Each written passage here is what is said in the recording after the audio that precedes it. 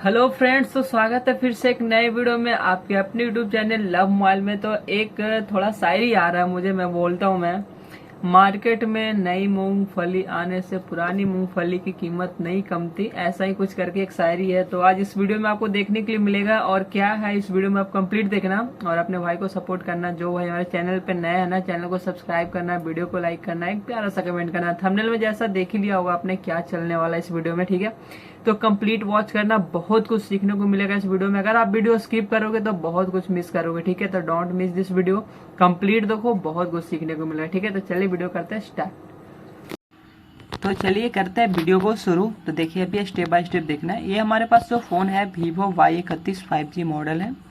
और ये फ़ोन हमारे मार्केट से थोड़ा सा दूर है। उनके पास में F64 था, तो उन्होंने बहुत ट्राई किया। ये फ़ोन eMMC वाला था, उन्होंने मुझे फ़ोटो भी भेजा, मैंने बताया हाँ ये फ़ोन eMMC वाला ही है, ISP होगा आपका। ISP भी बिल्कुल टेस्टेड था। उन्होंने मुझे माइक्रोस्कोप से HD क्लियर में पिक दिया, ठीक है, सारा कुछ दिया। ISP भी उन्होंने सही कनेक्शन कर रहा था।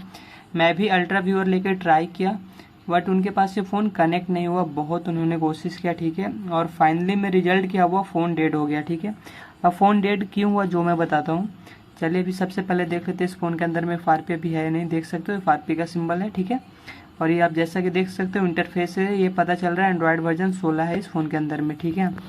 तो उन्होंने ISP करते करते फ़ोन डेड कैसे हो गया, क्योंकि मल्टीपल टाइम्स हमारा CLK का रजिस्टर, सॉरी जो इसमें कमांड का रजिस्टर है और CLK का रजिस्टर है, ठीक है, दोनों रजिस्टर ही हैं। तो दोनों रजिस्टर पे ISP बार बार करने के कारण से सोल्डरिंग आयरन का टिप के कारण वो दोनों रजिस्टर डैमेज हो गए, ठीक है।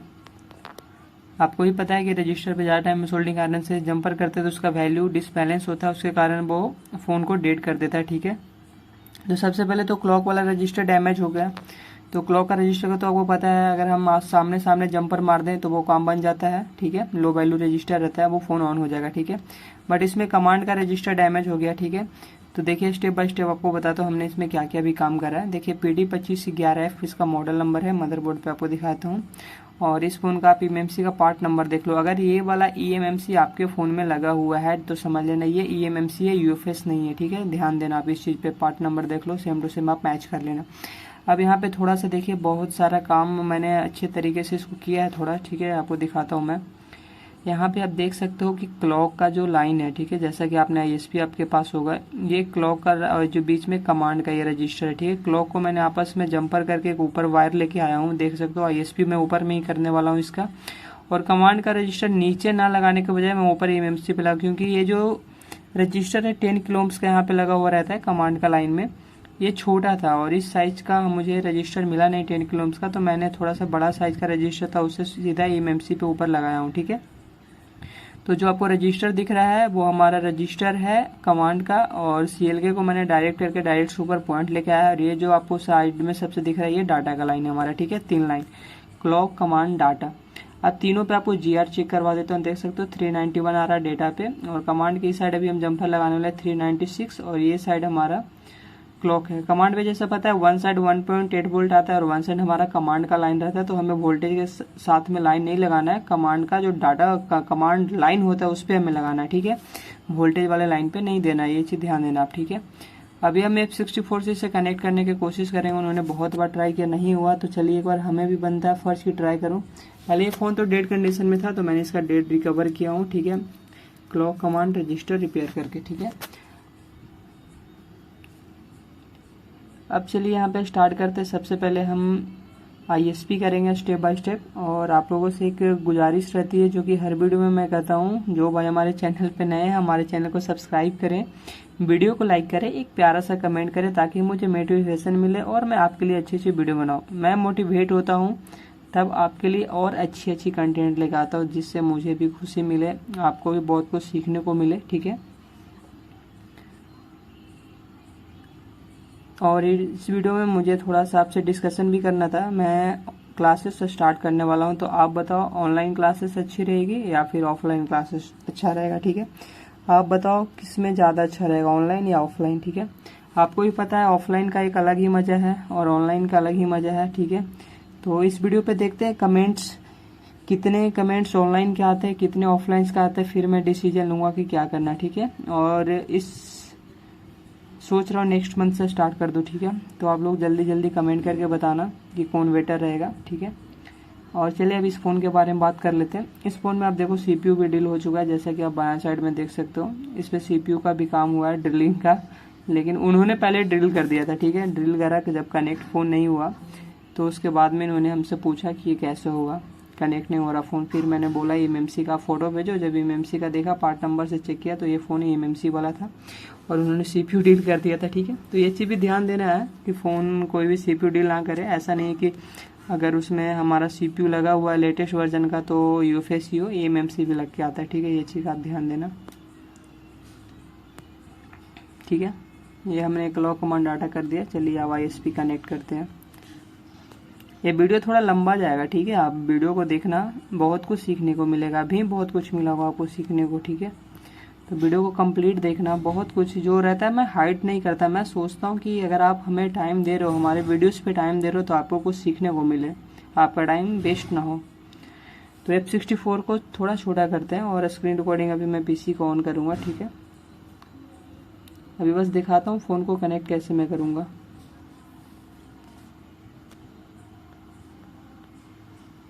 बॉक्स को पहले कनेक्ट कर लेते हैं हम, ठीक है। चलिए फ़ोन को कनेक्ट करके ट्राई करेंगे और 2-3 तरीके से कनेक्ट करेंगे, जैसे भी ये कनेक्ट होने का कोशिश करेगा, ठीक है। अभी AI ऑटो कनेक्ट ऑन रखते हैं, क्या आगे AI कनेक्ट पे भी स्टार्ट करेंगे, देखते हैं अभी। चलिए अब मैं थोड़ा सा मूव करूँगा फ़ोन की ओर में, ठीक है। किस तरीके से भी हमें कनेक्ट करना है। मॉनिटर और लैपटॉप मैं दोनों डेस्कटॉप पे एक साथ कनेक्ट करके रखा हूँ, ताकि आपको पता है स्कीमेटिक्स का काम करने के लिए छोटे पे लैपटॉप पे थोड़ा मज़ा नहीं आता, ठीक है। तो इस चलते में बड़ा स्क्रीन पे भी देखने में अलग ही मज़ा है।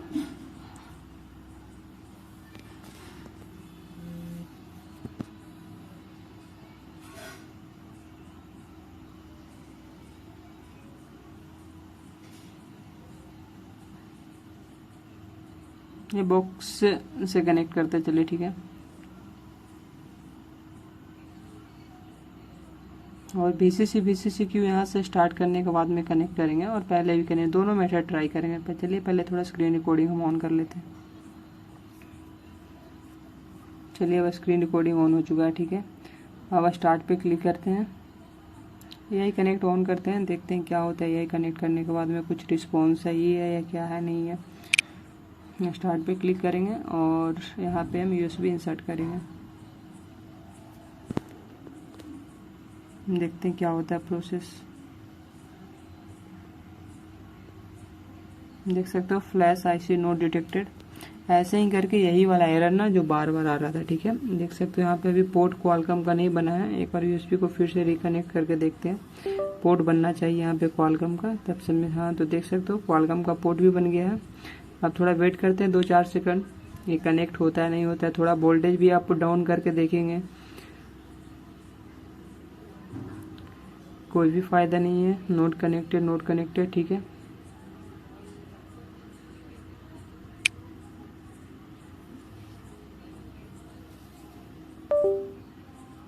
स्टॉप करेंगे यहाँ से भी, ठीक है। एंड फिर से रिकनेक्ट करेंगे हम।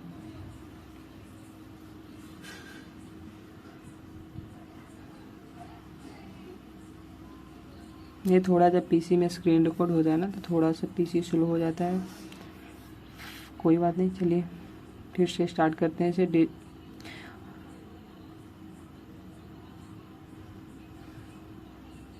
अभी क्लॉक को ना थोड़ा सा डाउन करके देखते हैं, लेकिन कोई फ़ायदा नहीं होने वाला, बट एक बार ट्राई करना बनता है, ठीक है।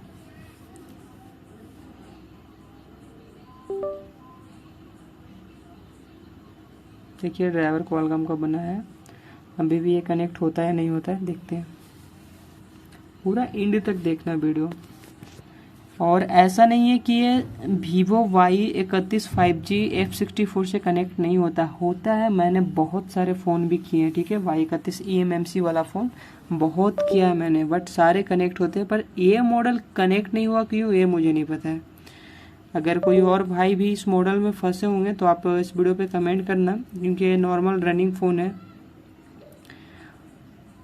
मैंने Y31 कम से कम भी पहले फ़ोन, मतलब बहुत सारे फ़ोन किए हैं, ऐसा कुछ नहीं है। फ्लैशिंग भी मैंने किया Y31 कई भाई ने यूजर डेटा इरेज करने के बाद में उनका फ़ोन हैंग ऑन लोगो हो गया था, तो मैंने इसे फ्लैश भी किया F64 से। ये MMC वाला फ़ोन ISP से कनेक्ट हुआ, पर ये फ़ोन पता नहीं क्यों क्या हुआ, मुझे नहीं समझ में आया।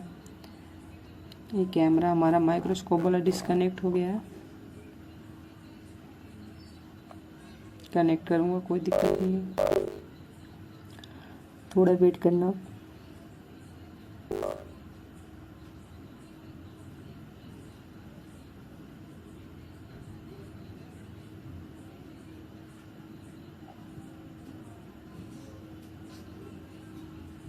यहाँ से अभी हम जो कनेक्ट करने वाले हैं, हम कनेक्ट करेंगे EGJTAG का ISP अब, ठीक है। अभी मैं इसे EGJTAG से करने वाला हूँ। F64 तो फेलुअर हो गया, और EOFI यूज नहीं कर सकता, क्योंकि EOFI ये लेटेस्ट फ़ोन पे हो सकता है, मैं भी फ़ोन को डेट भी कर सकता है, ठीक है। लेटेस्ट फ़ोन का EMMC हम उससे करें, और ख़ास करके ये जो आपको पता है एक्सबस्टर का जो EMMC UFS कितना, इसका अलग ही एक लोचा है, ठीक है। इसमें जो यूज हुआ है एक्सबस्टर का EMMC यूज है, जो कि बोलो तो क्या ही बोलो, सबसे, चलो नहीं बुराई करता, रहने दो।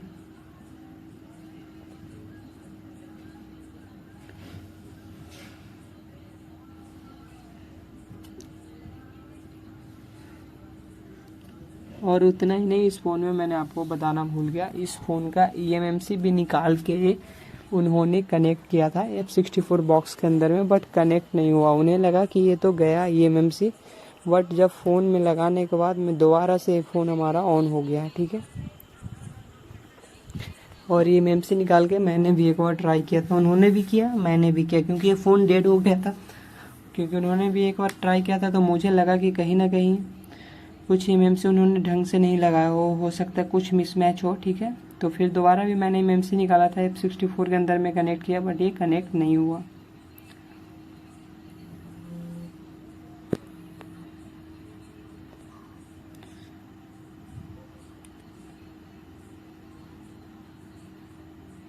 तो चलो अब यहाँ पे जो हम अभी कनेक्ट करने वाले हैं, कनेक्ट करते हैं EGJTAG का ISP अडेप्टर।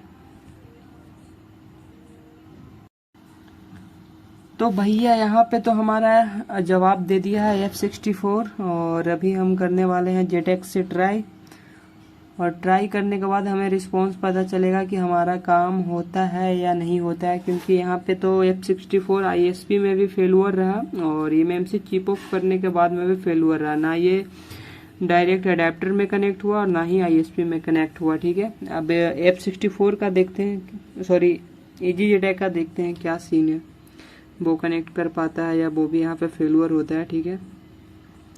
अभी जो हम ISP कर रहे हैं वो हमारा EGJTAG का ISP अडेप्टर है, ठीक है। मेरे पास एक और था मिस्टर टूल का, बट मैं वो यहाँ पे नहीं ट्राई कर रहा हूँ, EGJTAG का ही प्रॉपर यूज कर रहा हूँ।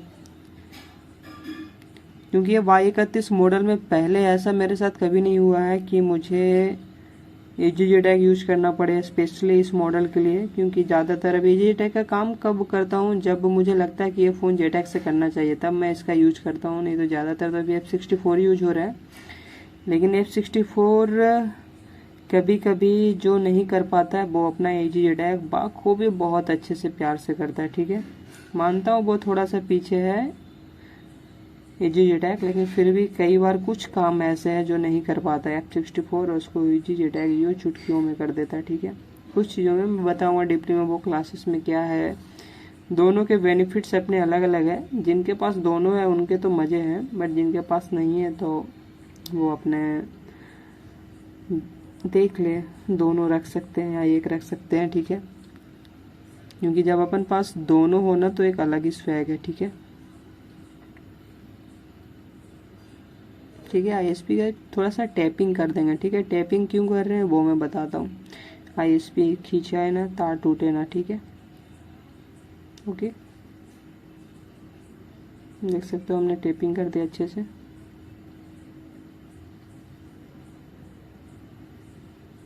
अब चलते हैं अपने लैपटॉप की ओर में।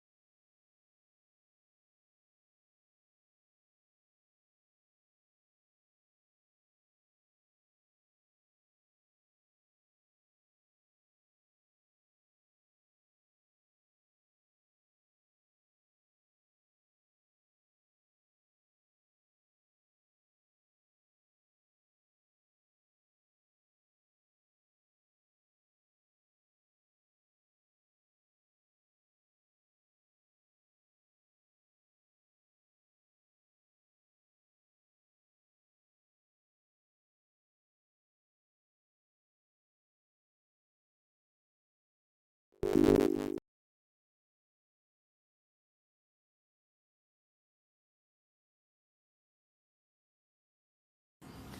जो मैं यहाँ पे जेटेक वाला जो सेटअप यूज कर रहा हूँ बिल्कुल ये लेटेस्ट वर्जन है। देख लेना आप सेटअप वर्जन जब ये ओपन होगा ना जेटेक तो।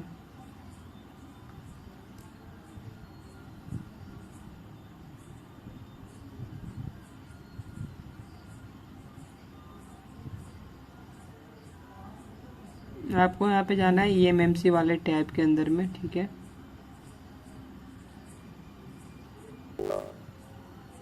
EG जेटेक टू ISP सेलेक्ट कर लेना। अगर मेरी वॉइस आगे पीछे हो गई हो ना तो थोड़ा आप मैनेज कर लेना, वीडियो पे ध्यान दे देना, ठीक है। वॉइस को छोड़ देना और आप वीडियो पे ध्यान देना, क्योंकि हमारा जो वीडियो जब मैं एडिट ये कर रहा हूँ ना तो बहुत आगे पीछे हो रहा है ये। अब पता नहीं ऐसा क्यों हो रहा है, स्टोरेज के कारण हो रहा है या वीडियो क्वालिटी हाई के कारण हो रहा है। नेक्स्ट टाइम से इस चीज़ का ध्यान रखूँगा। अगर वॉइस आगे पीछे होगा तो आप थोड़ा मैनेज कर लेना। चलिए डिटेक्ट पे स्टार्ट करते हैं कि फ़ोन हमारा कनेक्ट होता है या नहीं होता है। और आप थोड़ा स्क्रीन पे यहाँ पे ध्यान दे लेना। अब पता नहीं क्या ऐसा सीन है, आगे पीछे हो रहा है, कुछ समझ में नहीं आ रहा है। देखिए इसमें फ़ोन जो है ना बिल्कुल वन टाइम में कनेक्ट हो गया बिना कोई एरर का, ठीक है। देख सकते हो जो बोलते हैं ना वन टाइम में ये कनेक्ट हुआ अपना फ़ोन। देख सकते हो पूरा एंड्रॉयड इन्फॉर्मेशन के साथ में आ गया है। और ये चीज़ F64 हमारा नहीं कर पा रहा था। अब क्या उसके अंदर में बग्स है, क्योंकि मैं जो F64 यूज कर रहा हूँ वो भी लेटेस्ट वर्जन यूज कर रहा था। नहीं तो आप देख सकते हो बैक में जाके अभी फ़िलहाल में सबसे लेटेस्ट में वही चल रहा है।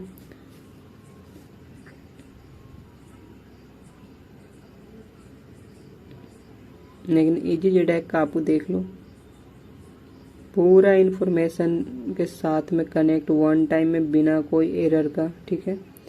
और FRP रिमूव करना एकदम नॉर्मल सा सिंपल सा प्रोसेस है। बस एडवांस के अंदर में जाना है और रिमूव गूगल अकाउंट करके लिखा हुआ है, आपको सिंपली प्रेस कर देना है।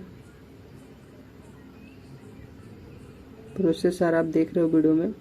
हमारा वॉइस तो मुझे पता है ये आगे पीछे अप एंड डाउन हो रहा होगा, आप मैनेज कर लेना। हो सकता है ये वॉइस में आगे बोल रहा हूँ वीडियो पीछे चल रहा हो, या फिर वीडियो आगे चल रहा हो मैं पीछे बोल रहा हूँ।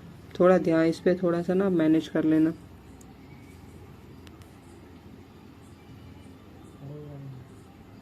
Flash 64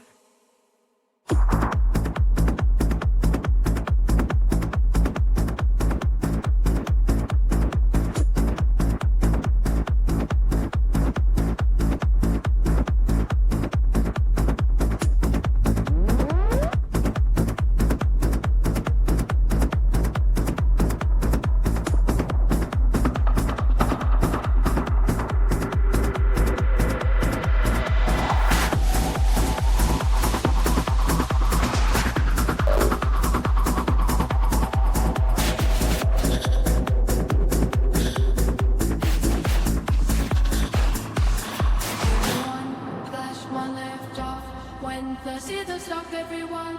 You are new from the base. Cool, lift off. When full in the top, everyone. Leave like a blast off, blast off. When the beat drop in space, feel the stars move when the rhythm starts on me. And now is now all cheer and say tops Nancy. That's every Ajabi and every Nancy. One flash, one lift off. When the tears off, everyone, you are new from the base. Cool, lift off. When full in the top, everyone, they like a blast off, blast off. When the beat drop in space, feel the stars move when the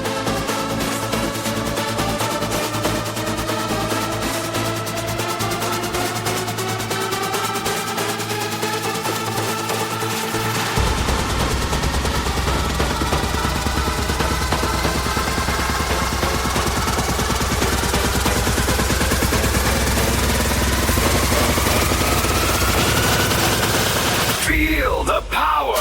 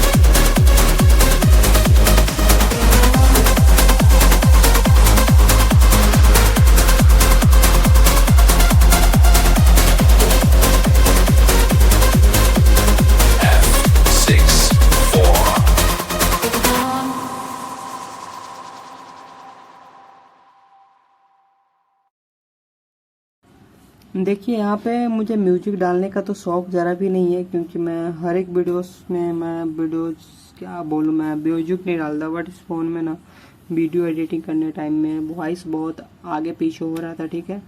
मतलब मैं voice जहाँ पे कर रहा था video पीछे चल रहा था, क्या बोलूँ, इस तरीके से इस वीडियो को एडिट करने में इशू हो गया है। तो थोड़ा आप स्क्रीन पे ध्यान देना, हमारा वॉइस को थोड़ा बीच से इग्नोर करना, जहाँ से आपको ये इशू देखने को फेस हो रहा होगा हमारी वॉइस आगे पीछे का, आप वीडियो पे ध्यान देना, ठीक है। और जिनके पास में भी जेटैग है उनके बल्ले बल्ले हैं, भूल के भी बेचना नहीं, ठीक है। एक कहावत तो सुनी होगी आपने, क्या बोले, चलो उतना गंदा कहावत तो नहीं कर सकता।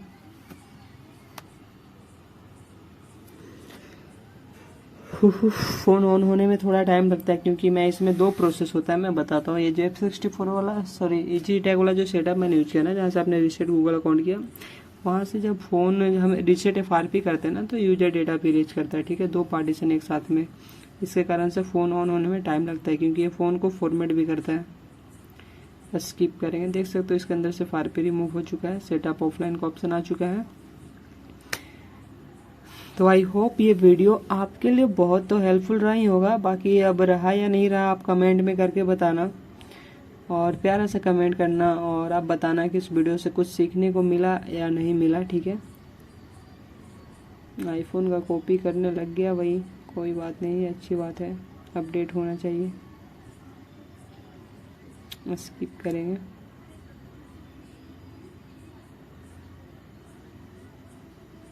ओके, फ़ोन कम्प्लीटली ऑन हो चुका है। चलिए थोड़ा सा आपको इसका मॉडल से इंटरफेस आपको रूबरू करा दो, कौन मॉडल था और एंड्रॉयड वर्जन कितना था।